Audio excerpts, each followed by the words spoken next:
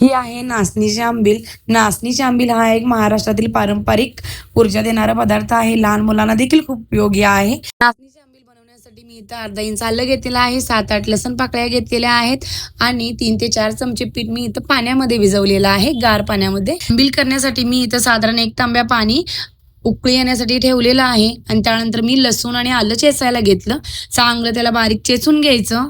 इकडं आपल्या पाण्याला चांगली उकळी फुटली, आदन आलं की आपण त्यामध्ये हे चेचलेलं आलं लसूण घालायचं. आलं लसूण आदनामध्ये टाकल्यानंतर 1-5 मिनिटं आपल्याला थांबायचं आहे, कारण त्या आल्याचा आणि लसणाचा फ्लेवर त्या पाण्याला आला पाहिजे.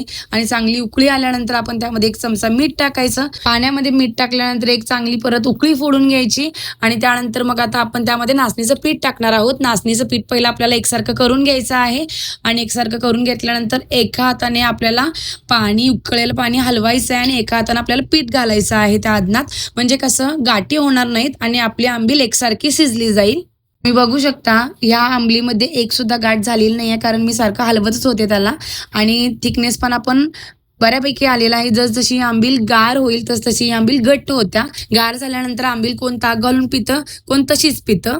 हे मी नाचणीचं पीठ अर्ध्या तास आधी पाण्यामध्ये भिजत घातलं होतं आणि हे खरं तर आंबलीचं पीठ हे रात्री ताकात किंवा गरम पाण्यात भिजत घालायचं असतं, त्यामुळे आपल्या आंबलीला आंबटपणा येतो. मला आंबील अर्जुनला पाजायची होती, त्यामुळे मी अर्धा तास आधीच हे पीठ भिजवून घेतलं, कारण मला जास्त आंबट नको होतं आणि कर्णाला ताक घालून आंबील आवडतं, त्यामुळे मी कर्णाच्या वाटीमध्ये थोडंसं ताक घालून घेतलं आणि ताक आणि आंबील मिक्स करून मी त्याला प्यायला घेतलं. आणि अर्जुनसाठी मी फक्त आंबीलच घेतली होती, कारण अर्जुनला अजून आम्ही ताक आणि दही खायला दिलेलं नाहीये.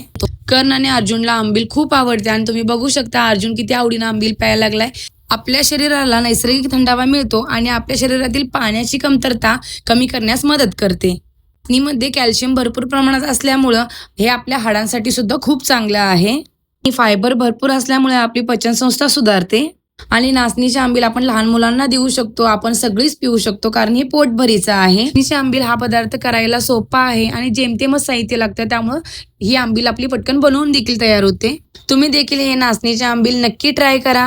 असेच नवनवीन व्हिडिओ पाहण्यासाठी माझ्या यूट्यूब चॅनेलला सबस्क्राईब करा, व्हिडिओला लाईक करा, शेअर करा आणि कमेंट नक्की करा.